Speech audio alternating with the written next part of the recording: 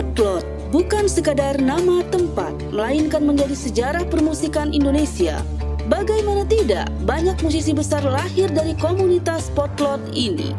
Tercatat sejak tahun 1983, mulai banyak anak muda yang sebatas nongkrong maupun berlatih di Jalan Potlot 3 Jakarta Selatan. Tepatnya di kediaman Bapak Sidarta dan Bunda Ipet, yaitu orang tua dari Bim Bim Slank. Bunda Ipet memang mempersilahkan siapapun bermain di rumah, ketimbang Bim Bim yang harus kelayapan main di luaran rumah. Akhirnya, secara alami rumah itu menjadi tempat kumpulnya banyak musisi yang tidak hanya dari Jakarta saja, namun juga dari berbagai daerah. Lalu, siapa saja musisi yang lahir di gang legend ini? Slank. Setelah sekian kali berganti formasi, akhirnya pada tahun 1990, Slank mulai menasional. Lewat album pertamanya dengan lagu andalan Maafkan dan Memang, Slank mendadak menjadi band besar di negeri ini. Kesuksesan Slank formasi ke-13 yang terdiri dari Bim Bim, Kakak, Pai, Indra, dan Bongki menjadikan komunitas Potlot menjadi lebih ramai dan besar. Sekaligus menjadi pembuka gerbang kesuksesan talent lain yang berada di komunitas Potlot itu.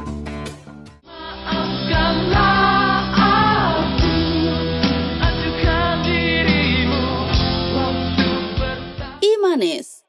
Pelantun tembang anak pantai ini tinggal tidak terlalu jauh dari gang Potlot. Sebelum memutuskan bersolo karir, awalnya ia adalah basis Slank. Imanes dulunya sering ke Potlot bersama adiknya Didit Saat, atau yang sekarang dikenal sebagai personil Stars and Rabbits. Namun kemudian kabar kurang sedap datang dari ayah satu anak ini. Ia divonis mengidap penyakit liver akut juga kanker hati. Setelah sekian lama berjuang melawan sakitnya, ia akhirnya berpulang di hari kelahirannya 22 Juni 2004 di Rumah Sakit Kanker Darmais, Jakarta. Sepanjang karirnya, ia sudah merilis sebanyak 2 album studio. Anang Hermansyah. Anang adalah musisi yang nekat datang ke Jakarta untuk mengadu nasib.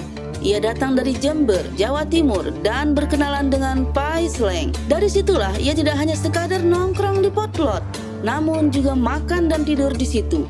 Hingga akhirnya ia merilis album perdananya, Biarkanlah, pada 1992, dan Pai menjadi produsernya. Selain itu, ia juga diajak adik Bim Bim, Masto, untuk membuat band bernama Kidnap.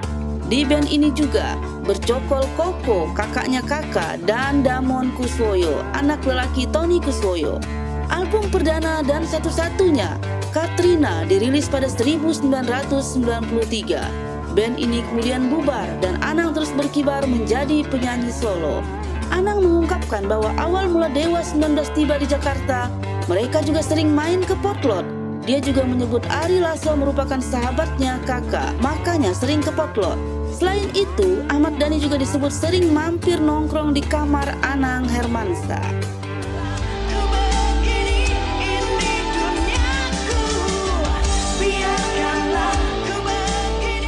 Oppie Andaresta. Generasi 90-an pasti sangat familiar dengan lagu-lagu Oppie seperti Cuma Hayalan, Cuma Karena Aku Perempuan, dan Pasir Putih yang amat terkenal di masanya. Sayang, setelah merilis album kompilasi karya terbaiknya dengan tajuk Lagu Bagusnya Oppie 2003, ia menghilang dari industri musik. Perjumpaan awal Oppie dengan Slank bermula ketika dirinya bersinggungan dengan adik Bim Bim yang satu sekolah. Saat itu, Oppie menjadi ketua kesenian dan bertugas mengajari menyanyi adiknya Bim Bim. Hingga kemudian, dirinya mampir ke rumah dan menjadi pantauan Bim Bim. Selain belajar di Potlot, ia juga pernah menjadi backing vokal Slank.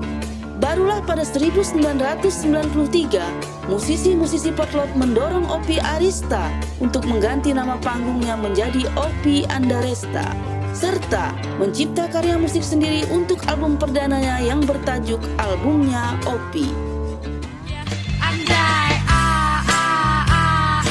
Aku jadi orang kaya. Jadi temen lo ya. Andi Liani.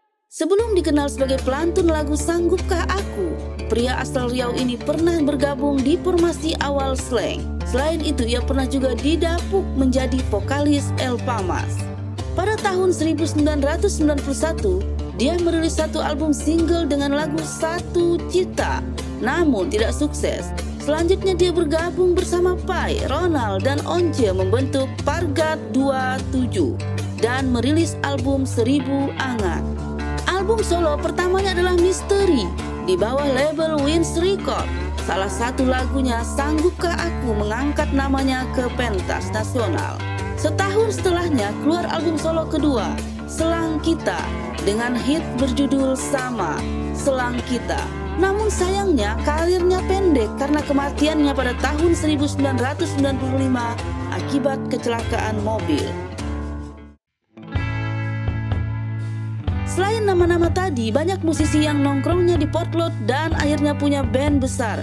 Sebut saja Ari Lasso.